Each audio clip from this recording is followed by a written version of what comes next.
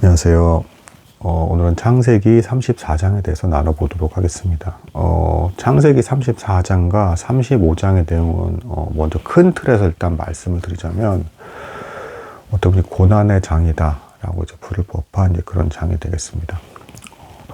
34, 35장의 그 내용과 관련짓지 않더라도 일단은 큰 틀에서 좀 요걸 좀 이해해 주실 필요가 있는데, 그 아브라함, 이삭, 야곱 이 세 사람이 이제 족장 시대라고 부릅니다. 이 세 사람이 어떤 이 믿음의 생활했던 그 기록이 된 부분을 이제 족장 시대라고 하는데, 이 사람들은 이제 예수 그리스도께서 직접 활동하시고 십자가에 이제 어떤 완성을 이루신 것을 직접 본 사람들은 아닙니다. 그러니까 그 이전, 한참 이전 사람들이죠. 그러니까 성경에서 계시가 뒤로 갈수록 더 분명해지는데, 예수 그리스도에 대한 계시가 뒤로 갈수록 계속 더 분명해지는데, 한참 앞에 사람들이죠. 시대상으로 봤을 때. 이렇게 계시가 상대적으로 많이 덜 이제 나타났을 때, 이제 그 육적인 것, 그러니까 우리가 눈에 보이는 형태로 복을 많이 받는 형태로 하나님께서 함께 하시는 것을 이제 보여주시는 경우들이 많다. 왜냐하면 계시가 적기 때문에, 계시가 적은 만큼 이 사람들에게 뭐 재물이 늘어난다라든가, 뭐 어여쁜 아내가 있다라든가, 뭐 자손이 늘어난다든가, 이런 형태로 하나님께서 그 함께 하시는 것의 증표가 눈에 보이는 육적인 복을 누리는 형태로 이렇게 많이 보여지게 된다. 근데 후대로 갈수록, 그리고 특히 더 신약에서 예수 그리스도께서 우리의 죄를 사하시고 이제 그 심판을 대신 받으시고 믿음으로 구원을 얻게 되는 이제 이런 것들이 분명한 계시가 더 선명하게 드러나게 됐을 때는, 그 이후부터는 성도들에게 더 영적인 복으로서 많이 하나님께서 함께 하신다라는 증표가 이제 그 믿음으로써 삶이 변화가 되고, 또 하나님의 말씀을 깨닫게 되고, 기도를 통해서 하나님과 교제하는 형태로 직접적인 어떤 더 하나님을 선명하게 알아가는 형태로 영적인 복으로서가 이제 많이 누리게 되는 형태가 된다. 그리고 여기에 추가로 일반적으로 이제 성도가 어떤 육적으로도 많은 복을 누리게 되는 경우가 있을 때, 하나님께서 각별히 사랑하시는 사람은, 이게 좀 무서운 말이긴 하지만 무조건 일방적으로 이제 그 눈에 보이는 형태의 복만 베푸시지는 않는다. 적절한 어려움을 주셔서 이 사람이 겸손함을 유지할 수 있게 하시고 하나님을 끝까지 믿음으로 붙들게끔 그렇게 인도해 가신다라는 겁니다. 그리고 야곱에게 유독 그 아브라함, 이삭, 야곱 이 세 사람 중에서는 야곱에게 유독 이제 그런 모습이 좀 많이 보여진다. 그러니까 야곱이 유독 뭐 많이 잘못을 했고, 뭐 아브라함이나 뭐 이삭에 비해서 뭐 너무 뭐 형편없이 인격이 떨어지고 해서 막 더 그랬다라기보다는, 일단 어쨌든 이후에 있는 모든 하나님을 믿는 사람들에게 본을 보이는 모형적 인물이기 때문에 이제 그 야곱에게는 또 이제 특별히 좀 많은 고난, 자손들도 많지 않았겠습니까? 또 이제 가지가 많으면 이제 바람 잘 날이 없다고 해서 어떤 그런 고난들이 많이 보여지는 것이 이제 34장에서 이제 특히 창세기 그리고 35장까지 이렇게 해서 고난의 장이라고 부를 내용들이 나오게 된다. 이로 인해서 어떤 이제 하나님의 가르침을 이제 우리가 얻을 수가 있는가? 기본적으로 하나님을 믿는 사람들의 본 고향은 천국입니다. 천국. 그리고 이 땅에서는 잠시 살아가는 거예요. 이제 그 하나님의 대사로서 잠시 살아가는 것인데, 사이에 낀 자입니다. 정체성이 정확히 얘기하면. 그래서 이 사이에 낀 자기 때문에 좀 더 뭐랄까 거룩하게 살아야 되는 의무도 있으면서도 거기에 또 고통을 받게 되기도 하고 인정을 못 받게 되는, 이 땅에서는 주로. 그러다가 천국에 갔을 때 환영을 받게 되는 뭐 이런 일들이 벌어지게 되는데, 결론은 이 땅은 천국에 비해서 당연히 상상할 수 없을 만큼 악하죠. 물론 아름답고 여러 창조의 어떤 그런 흔적들이 남아있긴 합니다. 하지만 죄가 들어온 이후로 이 세상에는 이제 인간의 죄악이 끊이지 않는다.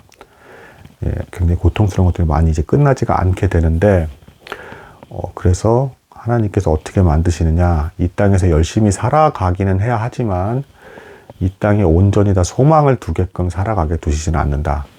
적절한 고통을 주셔서 이 땅에 온전한 낙, 천국에서 누릴 만큼 어떤 낙을 절대 누릴 수 없다라는 걸 깨닫게 하셔서 계속 하늘을 바라보게 만드시고 천국에 소망을 두게 하신다. 야곱에게 이제 그런 일들이 벌어지더라는 겁니다.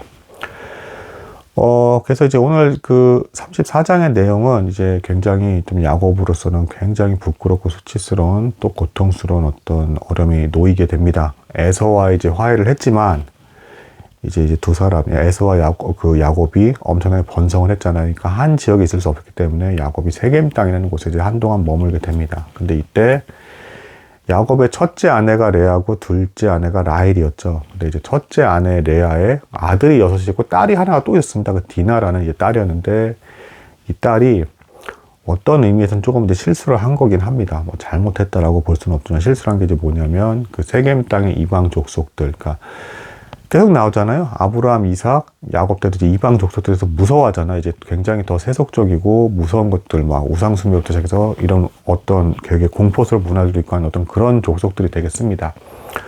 근데 이 디나가 아마 추정컨 때 뭐 15, 16살 뭐 이 정도 됐었을 것 같아요. 이제 야곱의 유일한 딸인데 궁금했던 겁니다. 이제 그 이방 땅의 이제 풍습이나 이런 것들은 어땠을까. 그래서 이제 그걸 구경하러 갔다가 여기서 그 세겜 땅의 추장의 아들에게 이제 거탈을 당하게 되는 끔찍한 사건이 벌어지게 됩니다. 그래서 이제 거의 붙들린 상태에서 이 소식을 듣고 당연히 야곱은 이제 충격을 받게 되고요. 거기서 당연히 그 세겜 땅에 있는 그 족속들의 이제 그 사람이 찾아와서 이제 얘기를 합니다. 야곱에게 원하는 거는 이제 뭐든지 다 말하라. 우리가 다 줄 테니까 이 야곱의 딸 디나를 우리에게 넘겨라. 그러니까 추장의 아들의 이제 며느리를 아내를 삼게 해달라 이제 부탁을 하는 것이죠. 그러니까 이제 그 잘못을 했으면서도 어쨌든 이제 그 야곱의 딸 디나를 사랑하게 된 겁니다. 그러니까 이제 추장의 아들이 상황은 이래요. 그러니까 말도 안 되게 잘못을 저질러 놓고 이제 사랑하게 돼서 뭐든지 원하는 걸 다 얘기해 달라. 우리가 다 주겠다. 이렇게 되고 이때 야곱이 일단은 조용히 침묵을 합니다. 아들들이 돌아올 때까지. 뭐 여러 가지 의미로 좀 해석이 될 수도 있는데 일단은 이 이방 족속들의 세력이 너무 컸기 때문에 두려움 가운데서 일단 아들들이 와서 아들들과 상의를 해야겠다. 사실상 아들들이 이 당시에는 이제 힘이 있는 거죠. 12명의 아들이 있는 것이 일단 어떻게 보면 이게 또 노동력이기도 하고 또 일종의 군대 같은 역할도 하는 겁니다. 이때 시대에서는. 그래서 아들들이 돌아올 때를 기다리게 되고 이 아들들에게 또 이제 일을 맡기는 모습들도 야곱이 많이 보여줘요. 이때부터는 이미 나이가 이제 많이 들어서. 그래서 결국은 이 아들들 중에 레아의 아들들, 그러니까 이 딸이 레아의 딸이라 했죠. 그러니까 레아의 아들들이 굉장히 유독 더 이제 분노하는 모습을 보이게 되고 거기서 셋째, 넷째 아들 시므온과 레위가 마침내 굉장히 망령스러운 또 말을 하게 됩니다. 이게 좀 또 범죄하는 거예요. 무슨 얘기를 하냐면 당신들 이방 족속들과 우리 이제 야곱의 어떤 이제 족속이죠. 족속이라고 말할 수가 있습니다. 근데 우리가 통혼을 해서 하나가 되려면 너희도 할례를 받아라. 이제 얘기를 합니다. 근데 이게 일단 왜 사악한 거였냐면, 그 구약에도 일단 어쨌든 이방 족속이 하나님의 언약의 백성으로서 이제 받아들여지는 방법은 있었습니다. 뭐 종이 되거나 하인으로 받아주는 이 장막을 들어오면서 할례를 받게 되고, 근데 이 중요한 건 뭐냐면 겉으로 드러나니 할례 표를 받게 하는데 그 핵심 메인이 있는 게 아니고 하나님에 대한 실제적인 경외함과 믿음이 있는 사람에게 할례를 주는 거죠. 그러니까 실제로 내가 정말 간절히 하나님을 나도 믿겠습니다. 그 하나님이 진짜 이 창조주 하나님이시다라고 믿는 사람에게 할례를 주는 겁니다. 근데 이 아들들은 이 세겜 땅에 있는 이 족장들에게 그런 참된 믿음이 전혀 생길 이유도 없게끔 하는 상태에서 속이기 위해서 할례를 받으라 말합니다. 왜 그러냐면 할례를 받으면 한동안 못 움직이거든요. 모든 남자들이 할례를 받으면. 그래서 그때 가서 이 족속들을 싹 다 칼로 죽이게 되고 아주 끔찍한 일이 벌어지는 거죠. 족속을 싹 다 죽이게 되고 그 여동생 디나를 구출해서 나오게 되는. 그러니까 이게 뭐예요? 하나님께서 거룩하게 허락하신 믿음의 표를 복수하기 위해서 속임수로 사용을 한 겁니다. 굉장히 사악한 짓을 했고요. 오히려 어떤 면에서는 범죄는 했지만 이 세겜 땅 사람들이 순진하게 그걸 믿고 그대로 할례를 이제 받는. 그러니까 어떤 의미에서는 자칫 잘못하면 믿음이 있는 사람들이 더 세상 사람들보다 추악한 행동을 할 수도 있다라는 본을 보여주기도 하고 더 조심하고 올바르게 살으라는 어떤 교훈을 주고 있는 것입니다. 그리고 또 여기서 이제 야곱은 이제 또 공포에 떨게 돼요. 이제 야곱이 또 딸이 이렇게 됐다라는 것에 대해서 당연히 충격을 받기도 했을 뿐더러 이 세겜 땅에 있는 족속을 이제 레위와 시므온이 다 이제 죽여버리는데 칼로 이제 다 죽여버리는데 이게 다른 이방 족속들을 자극해서 자신을 공격하게 만들까. 왜냐하면 이제 야곱이 온 지도 얼마 이렇게 왔는데 근처에 있는 족속을 죽이더라 이런 소문이 나게 되면 주변에 있는 또 다른 또 작은 또 이제 어떤 크고 작은 족속들이 야곱을 봤을 때 어떻게 보겠습니까? 야곱의 장막을.